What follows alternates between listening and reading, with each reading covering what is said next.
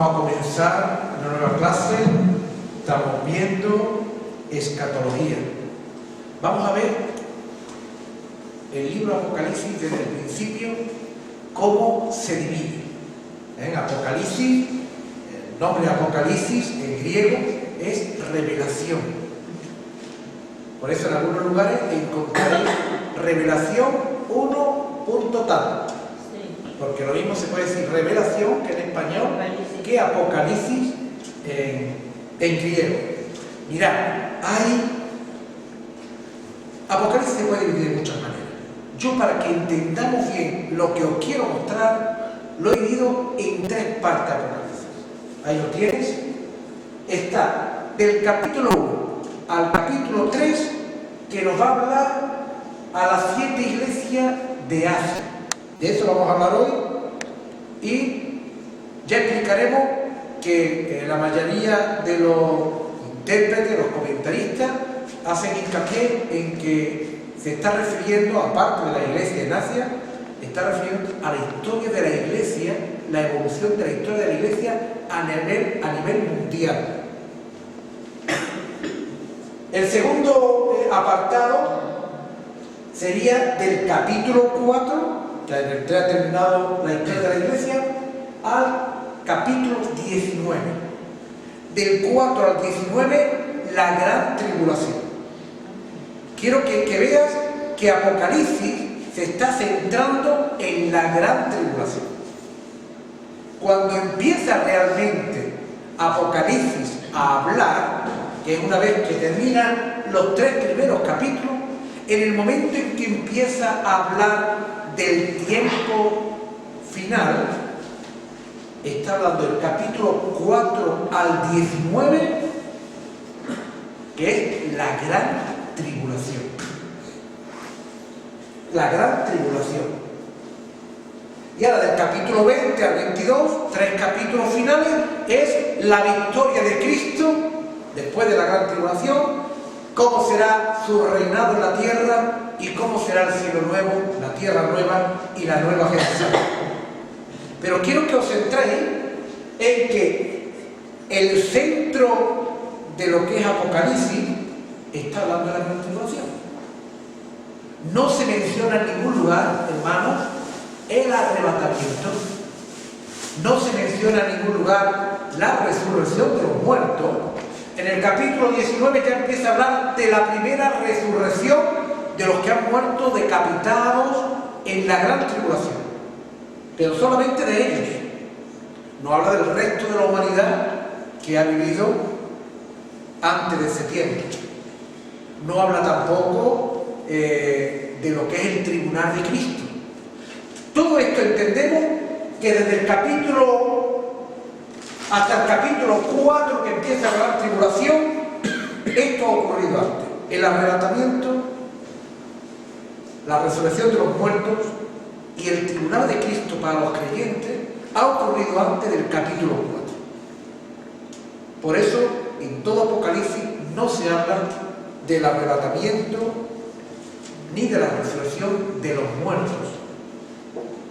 Ahora vamos a ver el primer apartado, y en sucesivas vamos a ver el grueso de Apocalipsis, que es la gran tribulación. Las 7 iglesias. ¿Quién eran estas 7 iglesias? Ahí la estamos viendo.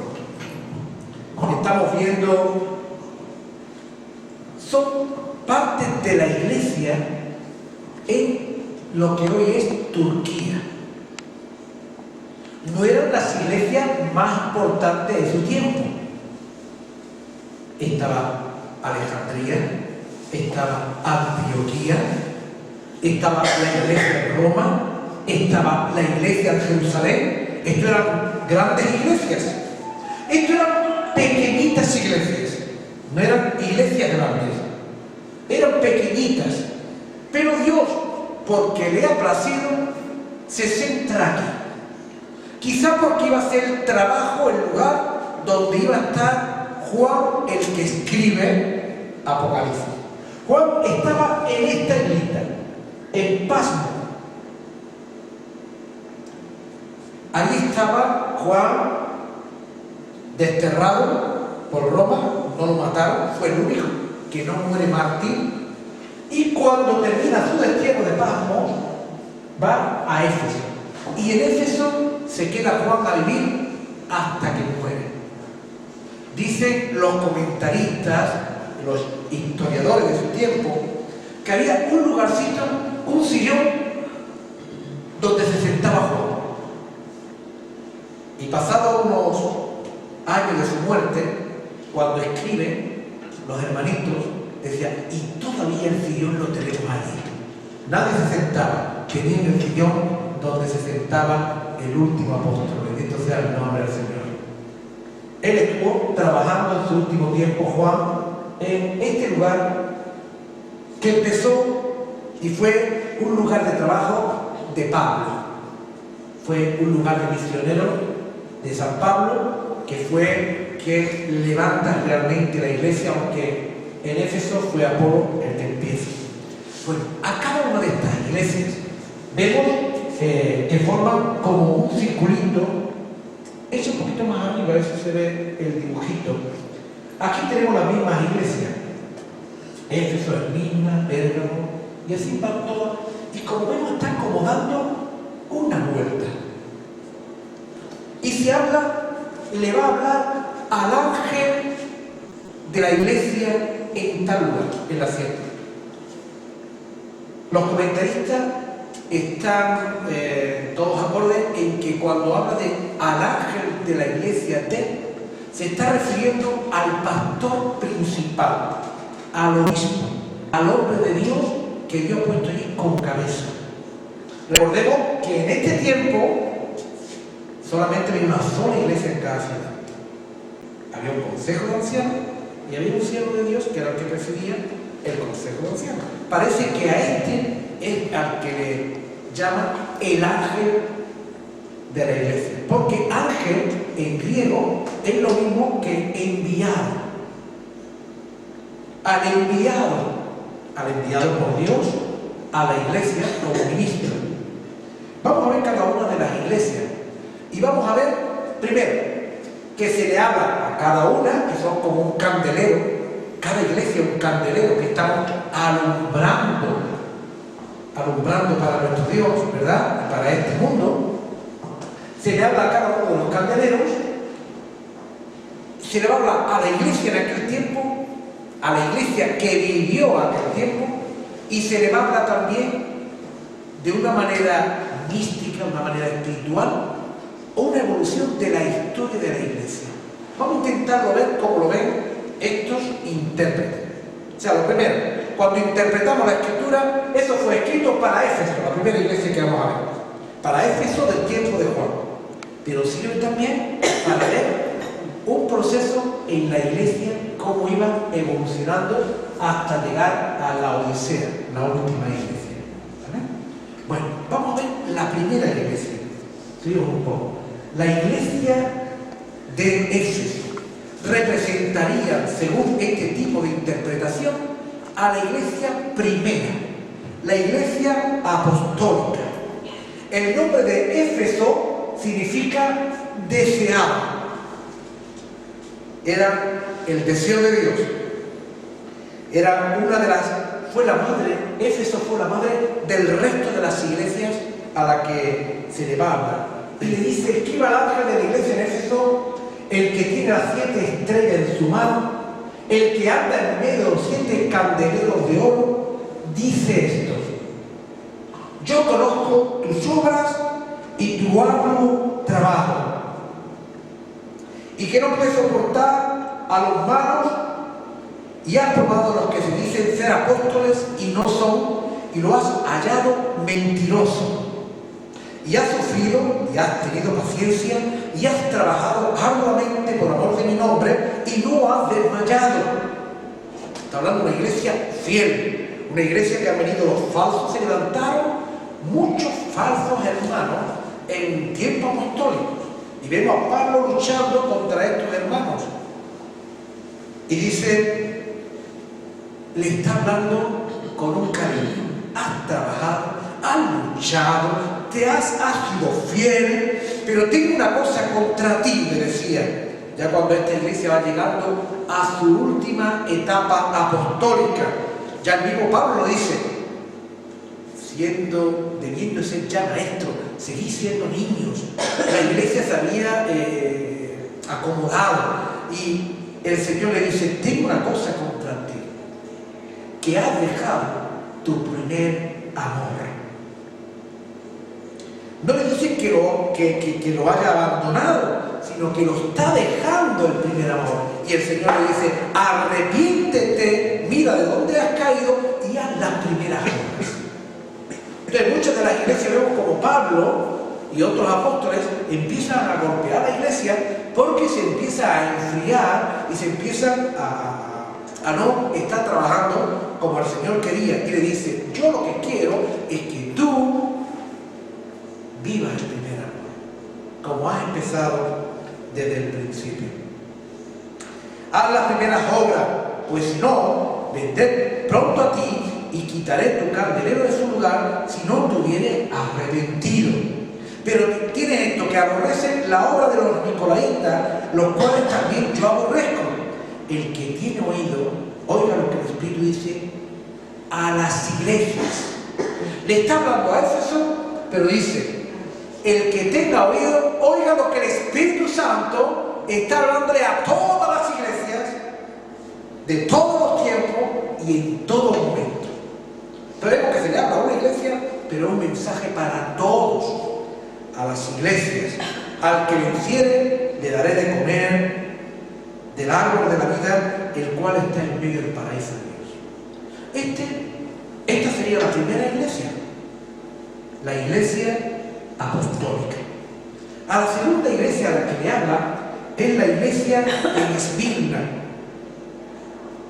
Esto está en el capítulo 2, del 8 al 11, y correspondería a la iglesia perseguida.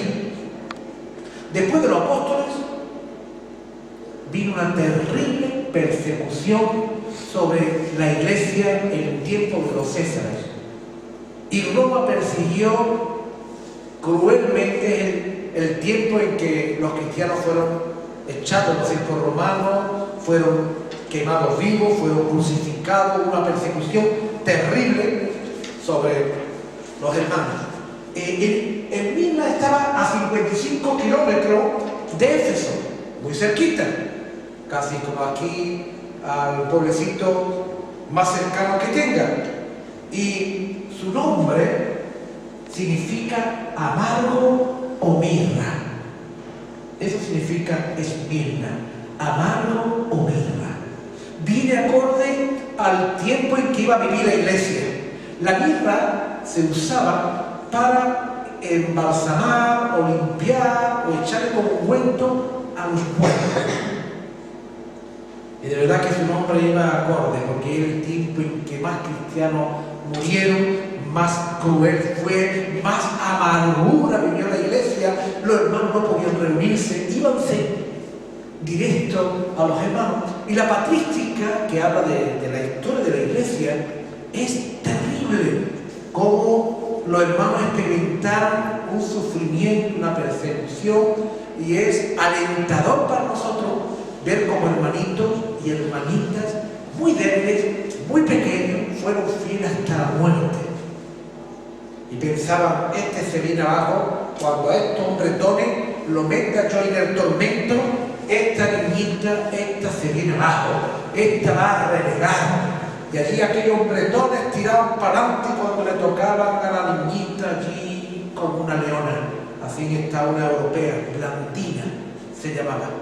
Y esta está Blandina como la plastilina. Esta la tumbaba, la babea, los tíos chillaban. Pero aquella Blandina no, que la doblara ahí delante de las fieras, delante del martirio, y se portaron como héroes, aquellos hermanos que fueron fieles hasta la muerte. Esto significaba el nombre de... Pero dice el verso del 8 al 11, escribe al ángel de la iglesia en Esmirna. Escribe al responsable de la iglesia y dile, el primero y el postrero, el que estuvo muerto y vivió, aleluya al Señor, dice esto. Es Cristo el que está hablando a todas las iglesias. Yo conozco tus obras y tu tribulación y tu pobreza. En aquel tiempo la iglesia no tenía nada. Pero tú eres rico, le dice el Señor. Aleluya. Eres pobre porque no tienes nada, pero dice el Señor, tú eres rico. Y la blasfemia de los que dicen ser judíos y no lo son, sino sinagogas de Satanás. Judíos persiguieron a los cristianos. Donde quiera que estaban los cristianos, los judíos hablaban con el gobierno para que persiguieran a los creyentes y los llevaran al martirio. Le dice al Señor, no temáis nada lo que vas a padecer. Se ve que está hablando una iglesia que va a padecer. Y aquí el diablo echará a alguno de vosotros en la cárcel para que seáis probados y tendréis tribulación por 10 días. Sé fiel hasta la muerte y yo te daré la corona de vida. Se está hablando a una iglesia que va a estar en una tribulación tremenda. Si esto fuera solamente para Esmirna, no iba a haber persecución a 55 kilómetros en Efeso, iba a ser la misma persecución. Dios estaba hablando a la iglesia a través de los siglos, está profetizando cómo iba a ser la iglesia a través de los siglos. Dice que iba a tener una tribulación por 10 días. Sé fiel hasta la muerte y yo te daré la corona de vida. El que tiene oído, oiga lo que el Espíritu dice a las iglesias. No a Esmirna, a todas las iglesias. El que venciere no sufrirá daño en la segunda muerte. Le dice, no sufrirá, le dice que iba a tener tribulación por 10 días. Bueno, una tribulación por 10 días muy cortita, ¿verdad? ¿Qué quiere encerrar en esta palabra? Ya hemos visto en Apocalipsis que habla del Cordero con 7 ojos, con 7 espíritus, a las 7 iglesias, los 7 candeleros. Es todo un lenguaje simbólico que trae un misterio detrás. Aquí habla que va a aparecer la iglesia de ese tiempo 10 días. Cuando estudiamos la historia, hubo 10 emperadores que persiguieron a la iglesia. Podemos verlo en esta lista. Ahí tenemos a Nerón, que persiguió a la iglesia del año 64 al 68. En ese tiempo murió Pedro y Pablo, en esa primera persecución. Después tuvo Domiciano, desde el año 90 al 95, ahí fue desterrado a Pablo Juan, en esa persecución. Después tuvo Trajano, del 104 al 107, allí mataron a algunos de los padres de la iglesia, como Clemente y como Ignacio de Antioquía. Marco Aurelio fue el siguiente, del 161 al 180. Ahí murió otro de los grandes padres de la iglesia, Policarpo, también Polino, obispo de Lyon. Y ahí murió la hermana Blandina, de la que hoy he hablado, murió en esta persecución de Marco Aurelio. Séptimo Severo, desde el año 200 al 211. Allí murió otro de los grandes padres de la iglesia, Irineo, en Lyon, en Francia. Allí murió Perpetua y Felicidad, en Cartago. La siguiente persecución fue la que trajo Máximo, en el 235 al 237. Allí murieron también otros siervos del Señor. Ese fue la siguiente, de 250 a 253, donde murieron también hermanos, quizás menos conocidos ya, pero muchísimos hermanos. Está repleta la historia de estos mártires. Es hermoso poder leerla, de verdad, os lo recomiendo, porque da aliento a este tipo de iglesia que vimos hoy tan acomodada. Ellos dieron la vida. Bueno, Valeriano, Aureliano y Diocleciano, que termina en el 312, porque en el 313 se convierte en Constantino. Estos 10 emperadores, durante 250 años, estuvieron persiguiendo a la iglesia. 250 años son muchos años. Persiguiendo a los hermanos, quemando Biblia, destruyendo. Iban a la iglesia en una ciudad, buscaban a alguno, y este nos va a decir los nombres de todos, y el primero que quiero de los pastores, y me los voy a cargar. Y mataban a pastores, y se levantaban otros pastores, y mataban a hermanos, y se levantaban otros hermanos. Esta iglesia fue una iglesia hermosa. Bendito el nombre del Señor. No hay ninguna reprensión para esta iglesia. No se le reprende de nada. Es una iglesia que es alabada por el Señor. Bendito es el nombre del Señor. Lucharon hasta la muerte. Gloria a Dios. La siguiente, hermano, es la iglesia en Pérgamo. La iglesia en Pérgamo es la iglesia que representa a la iglesia que ya no es perseguida, sino que el César le da ahora todos los honores. Antes primero que matamos al pastor. Ahora el pastor va a tener ropa lujosa, va a tener templos gigantes, la gente le van a besar los anillos, van a ser poderosos y van a ser una autoridad. Y es más, el que no se convierta del Imperio Romano, lo matamos ahora, lo perseguimos ahora. Entonces se convirtieron mucha gente fingidamente. Está a 72 kilómetros de la ciudad anterior. De esta ciudad Pérgamo viene la palabra pergamino. Pergamino nace de esta ciudad, porque en esta ciudad había perfeccionado lo que era la piel de animal para escribir sobre ella. Y no tenían papel como el resto de celulosa, tenían nada más el que salía de la caña y de piel, que era más duradero. El nombre de Pérgamo significa elevación y matrimonio o totalmente casado. Significa Pérgamo. Y la iglesia en ese tiempo totalmente se casó con el Estado. Se hizo una con el Estado. Y la iglesia no es para que esté unida al Estado. La iglesia es para que esté viviendo sujeta a nuestro Señor Jesucristo y no a ningún hombre de la tierra. Constantino se convierte posiblemente, fingidamente, para unificar lo que es el imperio, pero no se bautiza hasta unos días antes de morir.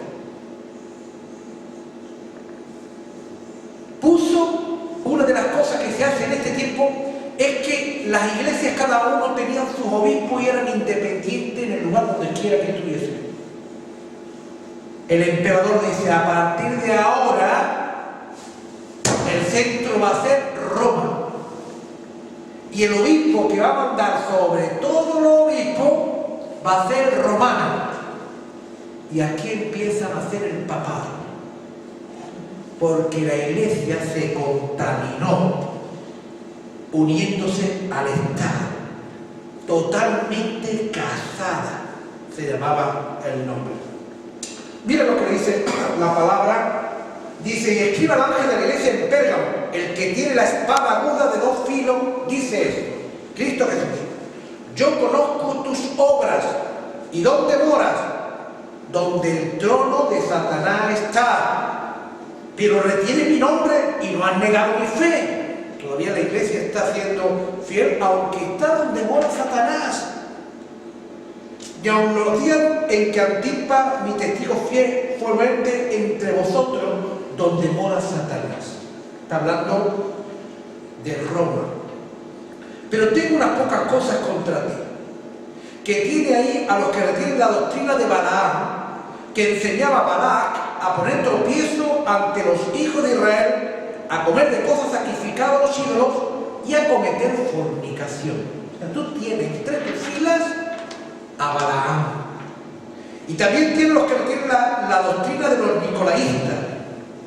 Ya hemos visto la primera iglesia que le dice: tú no estás con ellos. Ahora esto sí, esta iglesia sí está con los nicolaítas. las que yo aborrezco, dice Dios, Jesús. Por tanto, arrepiéntete, pues si no vendré pronto y pelearé contra ellos con la espada de mi boca. El que tiene oído, oiga lo que el Espíritu dice a las iglesias, a todas iglesias. Al que venciere daré a comer maná escondido y le daré una piedrecita blanca, y en esa piedrecita un nuevo nombre, el cual ninguno conoce, sino el que lo recibe.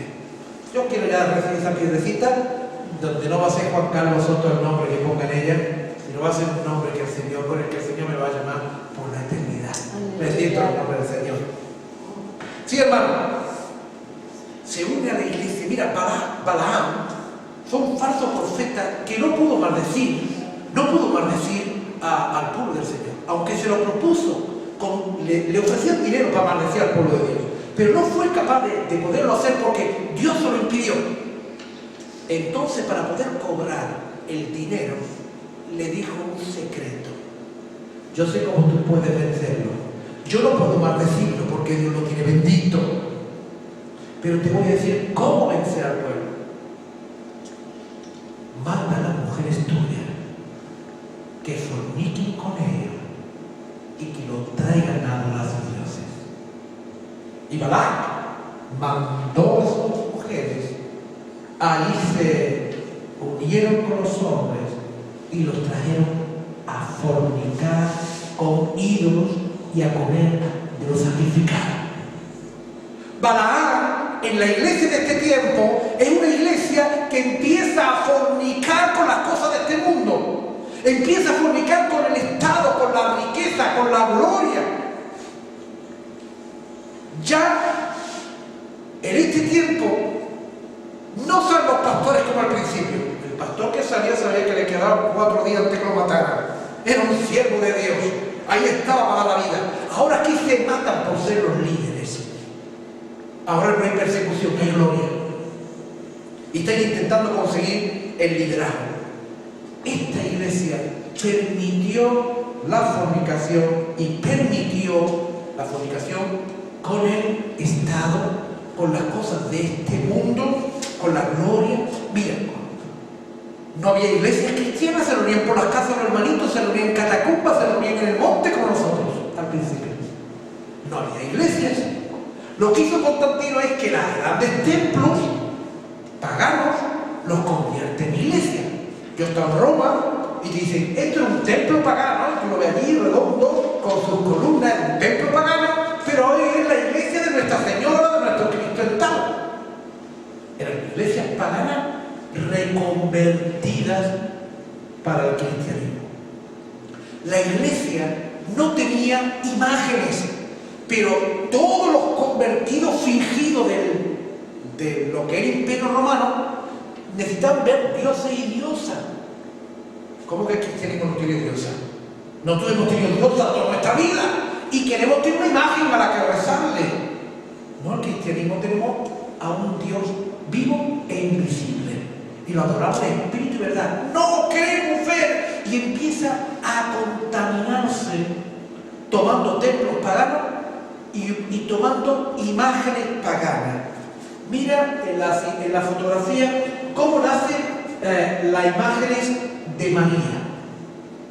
Aquí vemos una imagen de María dándole el pecho a Cristo. María con el pecho fuera, dándole al niño Jesús. Esta imagen era la misma imagen de Isis, una diosa pagana. En el lugar, esto está en Portugal, es una imagen de Portugal, pero está sobre un antiguo templo pagano, que en Portugal se cristianizó. Todavía queda una piedra del siglo II que dice así, eso está en la basílica, donde está, se llama de Nuestra Señora de Leite, se llama aquel lugar, y la inscripción del siglo II dice: consagrado, ese templo, consagrado a Isis Augusta, dedicado a Lucrecia Cida, sacerdotisa perpetua de Roma, y Augusto, del convento Bracaraustán. Era una sacerdotisa de Isis y está en una iglesia nuestra, cristiana. Digo nuestra porque es del cristianismo. La imagen de María fue tomada, la primera imagen de la diosa. Vemos un poquito más arriba. Bien, aquí tenemos algunas imágenes, no sé si se ven, muy pequeñitas. María para dar el pecho.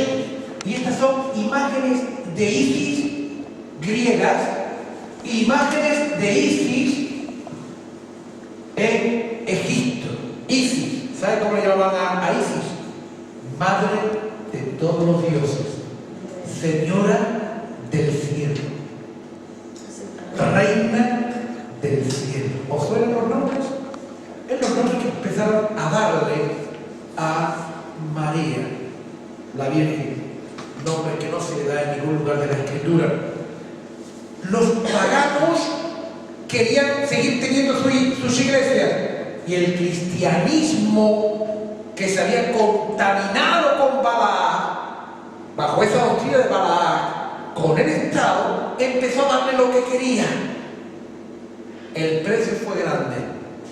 Tú me das libertad para hacerlo, pero tú tienes que hacer lo que yo quiera. Quiero imágenes en templos paganos. Así nace esto, hermano. Dice que tú tienes entre tus filas, estás apoyando a los nicolaitas. ¿Quién eran estos nicolaitas que en el siglo I no lo aceptaron? Nicolaita significa conquistador de los laicos. Laicos son los que no son sacerdotes. Empezó a existir, con esta idea de los nicolaitas, una clase especial que se llamó el clero, que no aparece en la Biblia.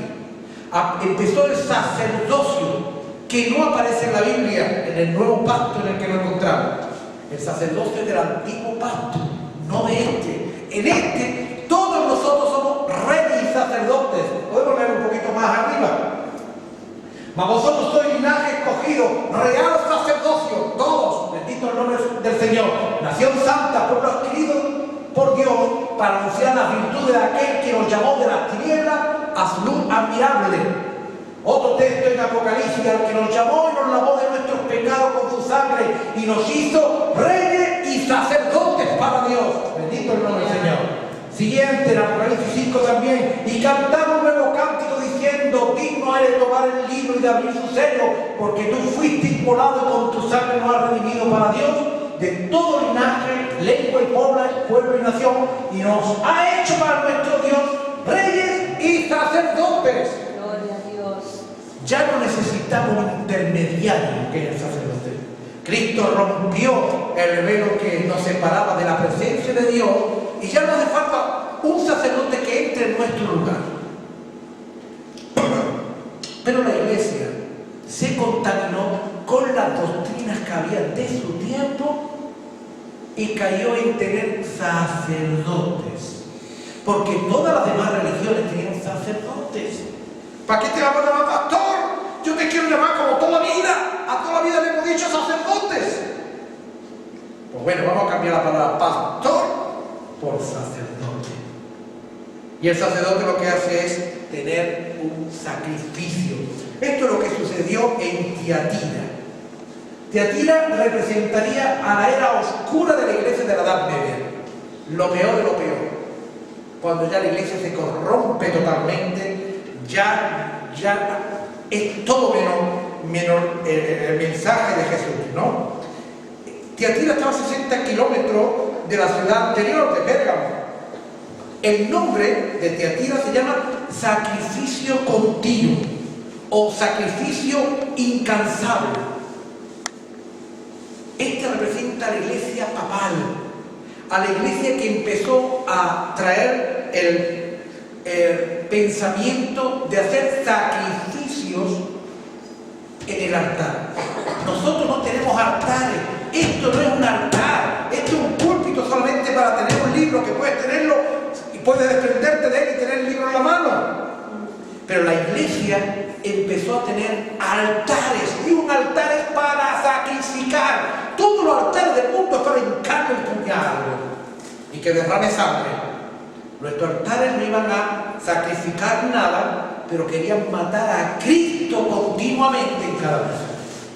Dice el Señor a Tiatira: y escribe al ángel de la iglesia en Tiatira: el Hijo de Dios, el que tiene ojos como llama de fuego y pies semejante al bronce bruñido, dice esto: yo conozco tus obras y el amor y fe y servicio y tu paciencia, y que tus obras posteras son más que las primeras.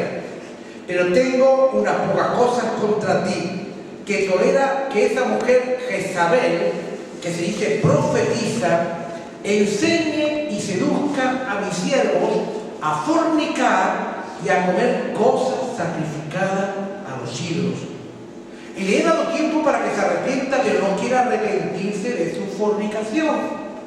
Y aquí que yo la arrojo en cama y en gran tribulación a las que con ella se adulteran, si no se arrepienten de las obras de ella. Y a sus hijos heriré de muerte, y toda la iglesia sabrá que yo soy el que escudriña la mente y el corazón, y os daré a cada uno según vuestras obras. Pero a vosotros y a los demás que están en Tiatira, a cuanto no tienen esta doctrina y no han conocido lo que ellos llaman las profundidades de Satanás, yo os digo, no os impondré otra carga, pero lo que tenéis, retenedlo hasta que yo venga. Al que venciere y guardare mi obra hasta el fin, yo le daré autoridad sobre las naciones y regirá con vara de hierro y será quebrantada como vaso de alfarero, como yo también la he recibido de mi Padre, y le daré la estrella de la mañana. El que tiene oído, oiga lo que el Espíritu dice a las iglesias. Siempre vi que hay un remanente, aunque la iglesia haya sido lo más malo del mundo, como en este tiempo con la Inquisición, matando a criaturas, a todo el que no pensaba igual, a todo el que creía de otra manera, a aquel que leía la Biblia, pues lo mataban. Aunque la iglesia estaba tan corrupta que el Papa lo compraba, se mataba gente para tener papado. Los papas han tenido mujeres en sus camas allí en el Vaticano. Ha sido aquello la corrupción total. Siempre ha habido un remanente. Siempre ha habido hombres fieles. En este tiempo malo así estaba Francisco de Asís y algunos otros hermanos que iban saliendo, que querían volver a una iglesia buena, a una iglesia limpia, a una iglesia ferviente. Dicen que el problema que había en esta iglesia es que estaba Jezabel. Había una adúltera, había una ramera. ¿Sabe cómo Jezabel, qué significa? Casta. Jezabel significa casta y enseña a adulterar y a fornicar y a comer los sacrificados. ¡Qué contradicción! Una iglesia que se llama la iglesia madre, la iglesia de Dios, la esposa de Cristo, como se denominaba la iglesia católica, la esposa, la casta, era fornicación porque estaba corrompida, fornicando con riqueza, fornicando con el poder, fornicando con todo, con imágenes, con todo. En ese tiempo ya fue el culmen del despropósito. Enseñaba a comer de lo sacrificado. La iglesia nunca ha comido de lo sacrificado, pero empezó a hacer sacrificio en sus altares. Y se comía a Cristo. Cuando se sacrificaba algo en el altar, la gente lo comía y adquiría el poder del Dios al que se le sacrificaba.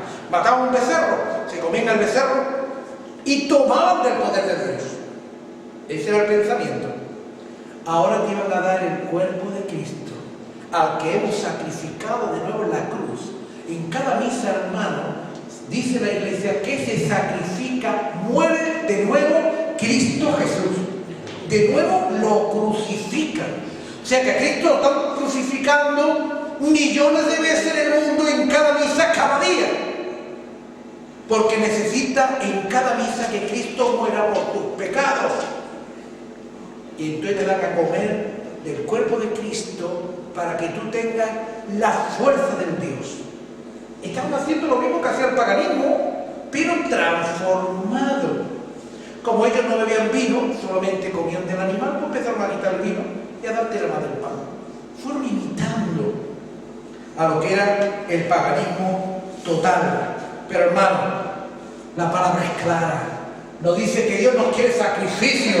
Dios nos quiere que sacrifiquemos nada. Dice, ¿por qué no quiero sacrificios que yo no daría? No quieres holocausto. Los sacrificios de Dios son el espíritu quebrantado y el corazón contrito y humillado no despreciarás tú, oh Dios. Pero este corazón no tenía. Algunos poquitos. Por eso Dios le habla a algunos poquitos. Los que no habéis contaminado con esa ramera. Y así se llama la iglesia en Apocalipsis. La gran ramera. Una iglesia que se ha contaminado, ensuciado, y como un animal en celo ha ido viviendo y tomando y durmiendo con todo lo que le ha causado pecado.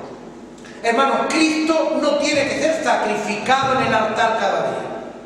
En la misa no es, eso es una herejía, sacrificar a Cristo cada día. Cristo está muriendo cada día en la misa. ¿Qué dices?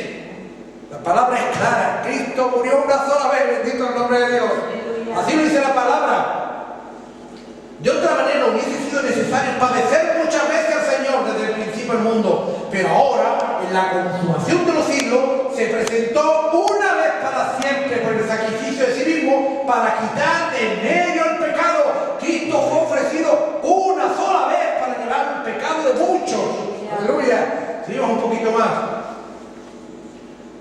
Que no tienen necesidad cada día, como la iglesia dice, como aquellos sumos sacerdotes, de ofrecer primero sacrificios por sus propios pecados y luego por los del pueblo, porque esto lo hizo una vez para siempre,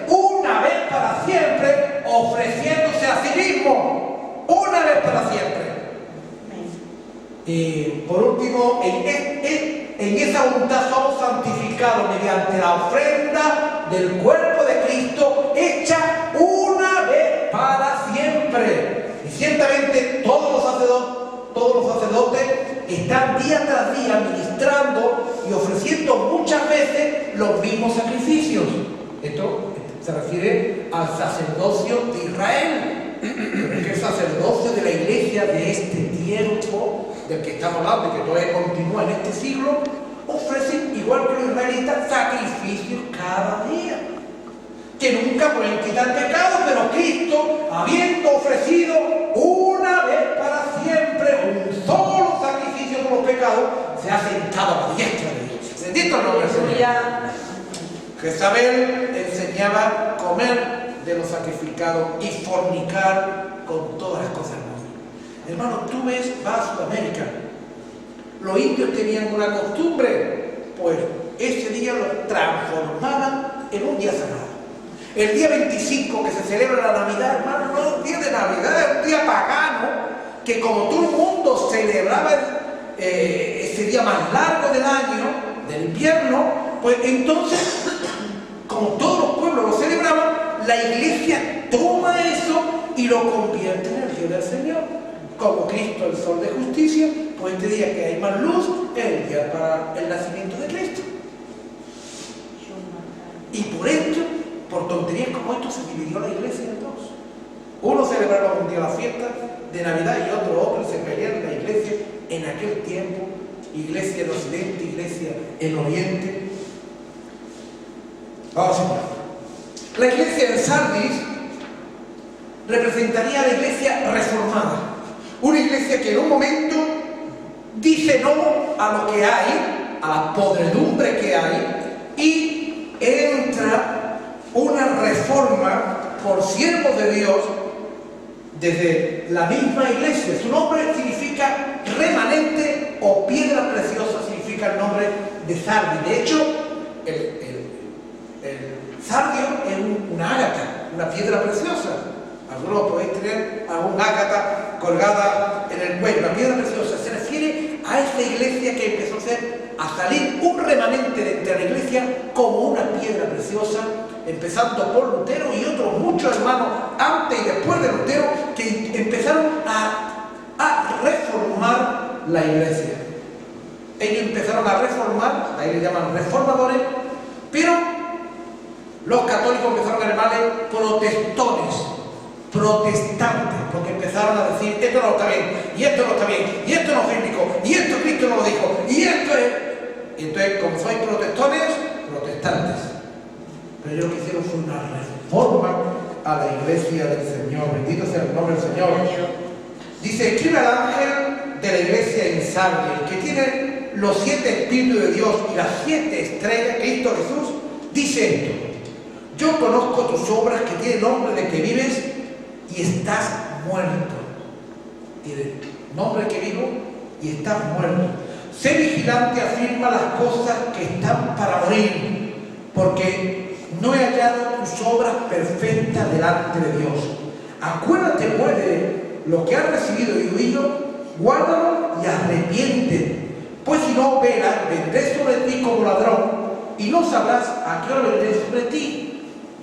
Pero tienes unas pocas personas en Sardis que no han manchado sus vestiduras y andarán conmigo con vestiduras blancas y dignas. Bendito el nombre del Señor. El que venciere será vestido de vestidura blanca y no borraré su nombre del libro de la vida. El que tiene oído, oiga lo que dice el Espíritu a las iglesias. A esta iglesia le está diciendo, mira, tú tienes nombre de que vives, que eres la iglesia de Dios, eres la iglesia madre, eres la santa madre iglesia, pero yo te veo a ti como muerta. Tú eres una iglesia muerta, que finge que estás con vida, pero estás podrida porque estás muerta, peor que los falsos, aquellos hipócritas y fariseos de los tiempos de Cristo. Pero hay un remanente. Recordamos que el nombre de Sardi es remanente, piedra preciosa, y un remanente. Hay unas pocas piedras preciosas en la iglesia que están renovando la iglesia, están luchando, y de ahí ha salido una iglesia reformada, una iglesia cristiana, una iglesia que busca el evangelio, de ahí a evangélicos entre los que nos encontramos nosotros. Una iglesia que quiere volver a la palabra de Dios, que quiere volver a Dios. Ahí empezaron con estas piedras preciosas del tiempo de la Reforma. Bendito el nombre del Señor. La siguiente iglesia, la penúltima, es la iglesia de Filadelfia. De aquí habrán tomado posiblemente los grupos gitanitos el nombre, porque es una iglesia buenísima. Es la iglesia misionera, la iglesia a la que no se le dice nada malo, todo es bueno. Quizás de aquí han tomado el nombre de los hermanitos. Dice, Filadelfia está a unos 45 kilómetros y su nombre significa amor fraternal o el que ama a su hermano. Y correspondería a la iglesia que desde el siglo XVII aproximadamente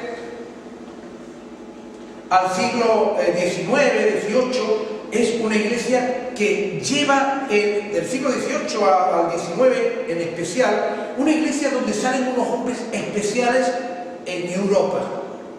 En muchos países de Europa salen hombres especiales que revolucionan todo el país entero. Había países enteros que fueron revolucionados, como Suiza, como Inglaterra, parte de Europa Central, por ciertos hombres de Dios que estuvieron dando la palabra como misioneros, como obreros, como siervos de Dios, tiempos esplendorosos de grandes gigantes de la palabra de Dios de los últimos siglos. Bendito sea el nombre del Señor.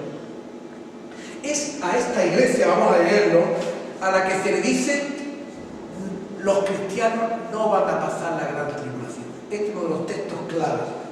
Dice: escribe al ángel de la iglesia en Filadelfia. Esto dice el santo, el verdadero, el que tiene la llave de David, el que abre y ninguno cierra, y cierra y ninguno abre.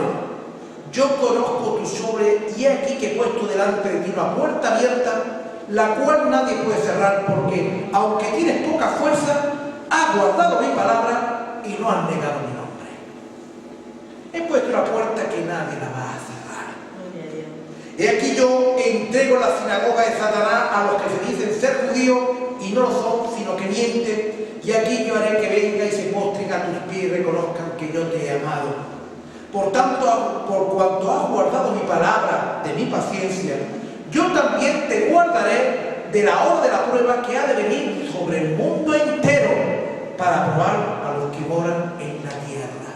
Os lo leo porque es un versículo clave que nos dicen que los cristianos no van a pasar ese tiempo de prueba que va a venir a partir de este capítulo al siguiente, que es la gran tribulación. Dice, por cuanto has guardado la palabra de mi paciencia, yo también te guardaré de la hora de la prueba que ha de venir sobre el mundo entero. Y hermano, esta es sobre el mundo entero, solo va a venir la gran tribulación. Yo te voy a guardar porque tú has sido fiel. Aleluya, gloria a Dios. Bendito el nombre del Señor.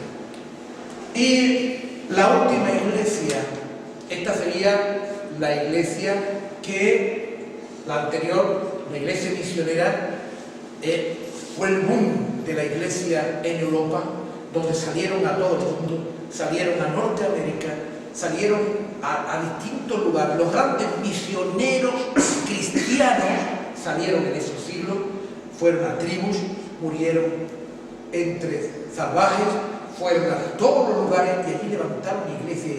Las iglesias que hay del Señor, gracias a estos misioneros y estos obreros de Dios. La última iglesia sería esta, la iglesia de la Odisea. Va a ser la última iglesia. Yo creo que nosotros la encontramos en esta iglesia. La iglesia ya no es tan misionera. La iglesia no está por todo el mundo. La iglesia vive acomodada. La iglesia en el mundo, los cristianos en el mundo vivimos acomodados. 4 o 5 hermanitos salen por ahí, pero no es la iglesia. La iglesia es rica. La iglesia cree tenerlo todo. Por eso el Señor le habla duramente a esta iglesia, quizás a la más dura, y le dice: y escribe al ángel de la iglesia en la Odisea, la última iglesia aquí, que el amén, el testigo fiel y verdadero, el principio de la creación de Dios, dice esto: yo conozco tus obras, que ni eres frío ni caliente. Ojalá fuese frío o caliente, pero por cuanto eres tibio y no frío ni caliente, te vomitaré de mi boca. Una iglesia fría, una iglesia pobre, una iglesia tibia, una iglesia que está de continuo rogando que vengan a los cultos, rogando que ore al Señor, rogando que busque de Dios, de una iglesia que está arrastrando la iglesia con forma como venir a los cultos. Pero tú dices, le dice a nuestra iglesia última: yo soy rica y me he enriquecido y de ninguna cosa tengo necesidad. Y no sabe que tú eres un desventurado, miserable, pobre, ciego y desnudo. No tienes nada. Por tanto, yo te aconsejo que de mí compres oro refinado en fuego, para que seas rico, y vestidura blanca para vestirte, y que no se descubra la vergüenza de tu desnudez, y unge tus ojos con colirio para que veas. Yo reprendo y castigo al que amo. Sé pues celoso y arrepiéntete. Porque hay aquí que yo estoy a la puerta y llamo. Si alguno oye mi voz y abre la puerta, entraré a él y cenaré con él y él conmigo. Al que venciere le daré que se siente conmigo en mi trono, así como yo he vencido y me he sentado en el trono de mi Padre. Aleluya. El que tiene oído, oiga lo que el Espíritu dice a las iglesias. Mira que la Odisea era una ciudad rica en tela, y había inventado un colirio, un polvo, para echárselo en los ojos para sanar. Era el gran invento, y de todos los países del mundo venían a la Odisea para comprar el polvito. Eran ricos, tenían bancos, los primeros bancos de gente allí que cambiaban dinero y que negociaban y prestaban dinero. Estaban allí en la Odisea y le dice: tú te crees rico y eres pobre. Tú que tienes una gran industria textil, tú estás desnuda. Tú que tienes el polvo este de colirio para los ojos, quiero que compres el colirio mío para que veas, porque estás ciego. Una iglesia que tenía todas estas cosas, una ciudad que tenía estas cosas, le habla tan fuertemente. Sí, hermano, yo creo que nos encontramos en esta iglesia pobre, en esta iglesia que se cree rica, porque lo tenemos todo, templos bonitos, iglesias bonitas, los hermanos sus buenos coches, sus buenas casas, vivimos acomodados. ¿Sabe dónde está creciendo la iglesia? En los países donde no hay esta comodidad. En África, en China, en Rusia, en Hispanoamérica. Pero en Europa, Norteamérica, en lo que se llama el primer mundo, en lo que fueron los misioneros de los demás, en la anterior iglesia se ha acomodado la iglesia. Y la iglesia está viviendo una vida tranquila. Una vida tranquila. Yo te aconsejo que compre de mí oro refinado, que compre vestiduras blancas y descubra tu desnudez y unge tu ojo con oliva. Hermano, yo creo que la iglesia del Señor necesita ser restaurada, necesita tener una nueva visión, necesita tener una nueva reforma donde hombres y mujeres salgan pregonando que Cristo está a la puerta y está para llamar. Es lo que dice aquí al final: yo estoy a la puerta y yo estoy ya casi llamando. Si alguno abre, este cenará conmigo. Está hablándonos de las 10 vírgenes, que el esposo está para venir y la iglesia está dormida, las lámparas vacías, pero tenemos grandes coches, grandes casas y vivimos muy bien y muy tranquilos. Nuestra preocupación es que el pastor nos salude cuando llegamos, que la gente nos trate bien, pero cualquier dedito que pincha como un merenguito te hundes y te caes. Nosotros no estamos preparados para una persecución, no estamos preparados para problemas. Si es que un hermano te mira mal nada más y ya te hunde y te dice que no va a la iglesia, que no hay amor en la iglesia. La iglesia del Señor necesita volverse, porque está tibia. Y esto tenemos que pregonarlo en todo el mundo. Iglesia tibia, levantémonos, que el esposo viene pronto. Amén. Pues esto sería la lección de hoy sobre las iglesias. Los 3 primeros capítulos es una profecía de la historia de la iglesia en el mundo. A partir del 4 empieza la gran tribulación. Y antes de que empiece el capítulo 4, en este tiempo de la iglesia esta fría, donde Cristo decía: cuando yo venga encontraré fe, encontrará muchos reunidos, eso sí, pero encontrará fe, hombres de Dios, mujeres de Dios. Dios ya se ha llevado a la iglesia en el capítulo 3, antes del capítulo 3, se ha llevado a la iglesia y la tiene arriba en los cielos para su gloria. Amén. Próximo día seguimos con el estudio. Dios bendiga.